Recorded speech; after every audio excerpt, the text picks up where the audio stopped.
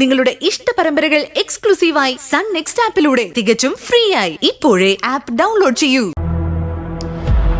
നിങ്ങളെപ്പോലുള്ള പ്രൈവറ്റ് ഹോസ്പിറ്റലുകാർക്ക് ഒരു ജീവൻ വളരെ നിസ്സാരമായിരിക്കും. പക്ഷേ ആ കുടുംബത്തിന് അത് വളരെ വിലപ്പെട്ടതാ. അവരുടെ താങ്ങും തണലോ നഷ്ടപ്പെട്ടത്. നിങ്ങൾ എന്തൊക്കെ നൽകിയാലും നഷ്ടപ്പെട്ട ജീവൻ തിരിച്ചു കിട്ടുമോ? ആ കുടുംബത്തിനുണ്ടായ ദുഃഖം പരിഹരിക്കാൻ നിങ്ങളെ കൊണ്ട് പറ്റുമോ? ഭർത്താവ് നഷ്ടപ്പെട്ട പെൺകുട്ടിയോട് നിങ്ങൾ എന്ത് മറുപടി പറയും? നിങ്ങൾ ഈ പറഞ്ഞതൊക്കെ ശരിയായിരിക്കും. പക്ഷേ ഈ ചോദ്യങ്ങൾക്കൊന്നും മറുപടി പറയാൻ എനിക്ക് സമയമില്ല. എന്റെ ഹോസ്പിറ്റലിന്റെ റെപ്യൂട്ടേഷൻ അത് നഷ്ടപ്പെടുത്താൻ ഞാൻ സമ്മതിക്കില്ല. അതെന്ത് കാരണം കൊണ്ടായാലും. മാഡം നേരത്തെ ചോദിച്ചു നിങ്ങൾക്ക് മനസ്സിലായില്ലേ? ഈ പ്രശ്നം അവസാനിപ്പിക്കാൻ നിങ്ങൾക്ക് എന്ത് വേണമെന്ന്. നക്കാപ്പിച്ച തന്നെ ഒതുക്കാമെന്നാണോ നിങ്ങൾ വിചാരിക്കുന്നത്? അതിന് വേറെ ആളെ നോക്കണം. വേറെ ആളെ ഒന്നും നോക്കാൻ എനിക്കിനി സമയമില്ല. നിങ്ങൾ തന്നെ എനിക്ക് പ്രശ്നത്തിനൊരു പരിഹാരം ഉണ്ടാക്കി തന്നേ പറ്റൂ. പിന്നെ നക്കാപ്പിച്ചെന്നും ഞാൻ ആർക്കും കൊടുക്കാറില്ല. എന്റെ അന്തസ്സിന് ചേർന്നതേ ഞാൻ കൊടുക്കൂ. എന്നെ വിലക്കെടുക്കാൻ നിങ്ങൾക്ക് കഴിയില്ല. സുധി സാറിന്റെ ജീവനാ നഷ്ടപ്പെട്ടത്. അത് ഞാൻ സഹിക്കില്ല.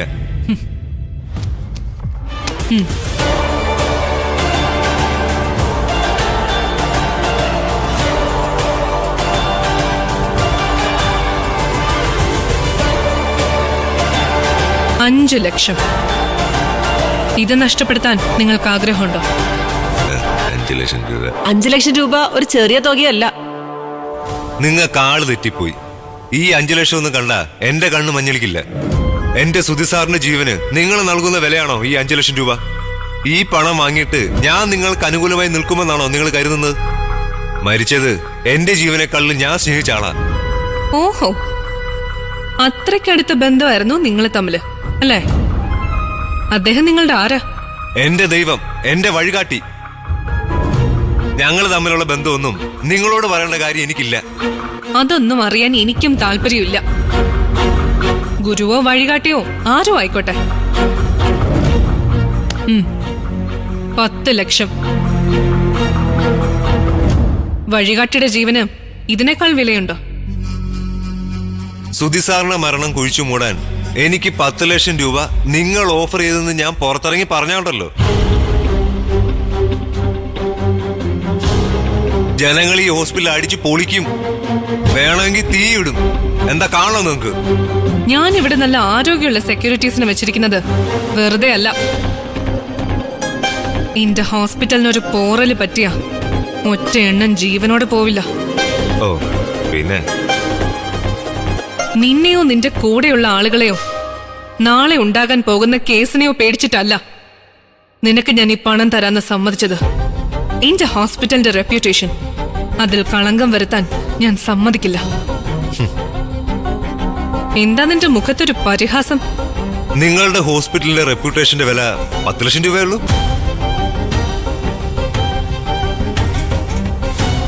നിങ്ങൾ ഇത്ര ചീപ്പായിട്ട് ചിന്തിക്കുമെന്ന് ഞാൻ വിചാരിച്ചില്ല. പിന്നെ റിച്ചായിട്ട് ചിന്തിക്കാൻ നിനക്ക് എത്ര വേണം? എന്നെ കണ്ടിട്ട് ഈ തുകയിൽ ഒതുക്കാമെന്ന് നിങ്ങൾ വിചാരിക്കുന്നുണ്ടോ? പിന്നെ നിനക്ക് എത്ര വേണം? നിനക്ക് അത്രയ്ക്ക് ആത്മാർത്ഥത ആ കുടുംബത്തോട്? അതെ, പക്ഷേ ആത്മാർത്ഥതയ്ക്ക് ഞാൻ ഇപ്പൊ ഇട്ടിരിക്കുന്ന വില 50 ലക്ഷം രൂപ.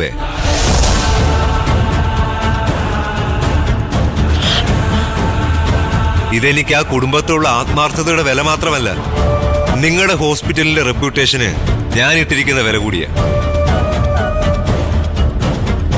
50 ലക്ഷം രൂപ തന്നാ നമുക്ക് ഈ പ്രശ്നം സെറ്റിൽ ചെയ്യാം. നീ അവിടെ ഓവർ റിയാക്ട് ചെയ്ത് സീൻ ഉണ്ടാക്കിയപ്പോഴേ ഞാൻ കരുതിയതാ ആ പെർഫോമൻസിന് നീ ഒരു വില ഇട്ടിട്ടുണ്ടെന്ന്. പക്ഷേ അതിന് 50 ലക്ഷം രൂപയൊന്നും തരാൻ പറ്റില്ല.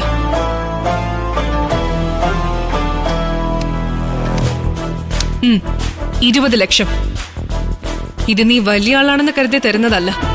തീരുവെങ്കിൽ ഇതോടെ അങ്ങ് തീരട്ടെ എന്ന് കരുതിയിട്ടാ. മര്യാദയ്ക്ക് പണം എടുത്ത് ആ ഡെഡ് ബോഡി കൊണ്ട് പോവാൻ നോക്ക്. എനിക്ക് വേറെ ജോലിയുണ്ട്. നിങ്ങളുടെ സൗന്ദര്യം ആരെയും തോൽപ്പിക്കുന്നതാണ്. പക്ഷേ ആ സൗന്ദര്യത്തെക്കാൾ കൂടുതൽ ബുദ്ധിയും നിങ്ങൾക്കുണ്ട്. അതിനെ ഞാൻ റെസ്പെക്ട് ചെയ്യുന്നുള്ളൂ. പക്ഷേ 20 ലക്ഷം പോരാ. ഞാൻ പറഞ്ഞ പണം തന്നെ എനിക്ക് കിട്ടണം. സമയം തീരെ കുറവാ. മാഡം തീരുമാനിക്കുന്നെങ്കിൽ ഇപ്പൊ തീരുമാനിക്കണം. 20 ലക്ഷം രൂപ വേണ്ടെന്ന് വെക്കാൻ നിങ്ങൾ എന്തൊരു മണ്ടനാണ്? ഡോക്ടർ, പ്രൈവറ്റ് ഹോസ്പിറ്റലുകൾ കൂടുതലും കഴുത്തറപ്പൻ ബ്ലേഡ് കമ്പനിയാണെന്ന് എല്ലാവർക്കും അറിയാം. ഇവിടെ നിങ്ങളുടെ ഹോസ്പിറ്റലിൽ ഒരു ദിവസം എത്ര ബിസിനസ് നടക്കുമെന്ന് എനിക്കറിയാം. അതിന്റെ 10-1 പോലും ഞാൻ ചോദിച്ചിട്ടുണ്ട്. നിങ്ങൾക്കിതൊരു നിസ്സാരമായ തുകയാണ്. പണത്തിന്റെ പേരിൽ നിങ്ങൾ ഈ അവസരം നഷ്ടപ്പെടുത്തില്ല എന്നാണ് എന്റെ വിശ്വാസം. നീ ഒരു ചെറിയ മീനല്ലാന്ന് എനിക്ക് മനസ്സിലായി. പണത്തിനോടുള്ള ആർത്തിയാ നിന്റെ ഈ കണ്ണുകൾ നിറയെ. സ്വന്തം ജീവനെ പോലെ സ്നേഹിച്ച വഴികാട്ടിയായ സുഹൃത്തിന് 50 ലക്ഷം രൂപ വിലയിട്ട മഹാൻ അല്ലടാ. മാഡം, അവസരങ്ങൾ ജീവിതത്തിൽ എല്ലായ്പ്പോഴും വരില്ല. കിട്ടുമ്പോ നമ്മൾ അതിനെ കൈ എത്തിപ്പിടിക്കണം, നമ്മുടേതാക്കണം. അതാ എന്റെ പോളിസി. പണമാണ് ഈ ലോകത്തെല്ലാം. അതുള്ളതുകൊണ്ടാണല്ലോ നിങ്ങൾ എന്നെ ഇപ്പൊ വിലയ്ക്ക് വാങ്ങാൻ ശ്രമിക്കുന്നത്. ഇനി ബാർഗൈനിങ് ഇല്ല. 25 ലക്ഷം ഫിക്സ്ഡ് ആണ്. ഇനി ഇതിൽ നിന്ന് 1 രൂപ നിനക്ക് ഞാൻ കൂട്ടിത്തരില്ല. വേണമെങ്കിൽ നിനക്കിത് എടുത്തിട്ട് പോവാം. ഇല്ലെങ്കിൽ ഇതിന്റെ പകുതി പോലും വേണ്ട എനിക്ക് പോലീസിനും വക്കീലിനും കൊടുത്ത് ഈ കേസ് ഒതുക്കാൻ. ഞങ്ങൾ ആദ്യമായിട്ടൊന്നും അല്ലത് കാണുന്നത്. വേണമെങ്കിൽ എടുത്തോണ്ട് പോടാ. വേണ്ടെങ്കിൽ സ്ഥലം കാലിയാക്ക്. എന്നിട്ട് നിന്നെ കൊണ്ട് ചെയ്യാൻ പറ്റുന്ന നീ ചെയ്യ്. അതെ, നിങ്ങളുടെ ഈ ശാഠ്യത്തിന് മുന്നിൽ കീഴടങ്ങിയിട്ടൊന്നുമല്ല, പേടിച്ചിട്ടുമല്ല. പക്ഷേ കുറച്ചാളുകൾക്കെങ്കിലും ഈ ഹോസ്പിറ്റലിലൂടെ ചില പ്രയോജനങ്ങളുണ്ടെന്ന് ഞാൻ കേട്ടിട്ടുണ്ട്. ഞാൻ ഉദ്ദേശിച്ചത് നിരഞ്ജൻ ഡോക്ടറുടെ ചാരിറ്റി ട്രീറ്റ്മെന്റിനെ കുറിച്ചാ.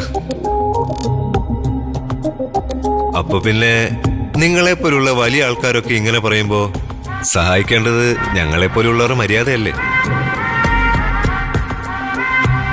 പണത്തിനോട് അത്ര വലിയ ആർത്തിയൊന്നും ഉണ്ടായിട്ടല്ല. പക്ഷേ ഇതുകൊണ്ടൊരു പ്രശ്നം അവസാനിക്കുന്നെങ്കിൽ അവസാനിക്കട്ടെ. തൽക്കാലം ഞാനീ പണം ഇങ്ങെടുക്കുക. ഇനി ഞാനായിട്ട് നിങ്ങൾക്കെതിരെ ഒരക്ഷരം പോലും പറയില്ല. പോരെ?